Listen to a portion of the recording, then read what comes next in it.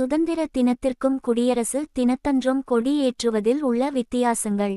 முதல் வித்தியாசம், சுதந்திர தினத்தன்று கொடி ஏற்றும்போது கொடி கீழிருந்து மேலே கயிற்றால் இழுத்து பிறகு கட்டப்பட்டுள்ள கொடி திறக்கப்பட்டு பறக்கவிடப்படும். அன்றைய தினத்திற்கு மரியாதை செய்யும் விதமாக செய்யப்படும் இந்த நிகழ்வுக்கு கொடியேற்றம், அதாவது ஃபிளாக் ஹாய்ஸ்டிங் என்றழைக்கப்படுகிறது. குடியரசு தினத்தன்று கொடி கம்பத்தின் உச்சியிலே கட்டப்பட்டு இருக்கும். அந்த முடிச்சு அவிழ்க்கப்பட்டு, அதாவது கொடி திறக்கப்பட்டு பறக்கவிடப்படும். இதை கொடியை பறக்கவிடுதல், அதாவது ஃபிளாக் அன்ஃபர்லிங் என்பார்கள். இரண்டாவது வித்தியாசம், சுதந்திரம் கிடைத்தபோது அரசியல் சட்டம் அமுலுக்கு வரவில்லை. அப்பொழுது பிரதமர் தான் நாட்டில் முதல் மனிதராக பொலிட்டிக்கல் ஹெட் கருதப்பட்டார். குடியரசுத் தலைவர் ஒரு கான்ஸ்டிடியூஷன் மானர்கி. அவர் அப்போது பதவி பிரமாணம் எடுத்துக்கொள்ளவில்லை.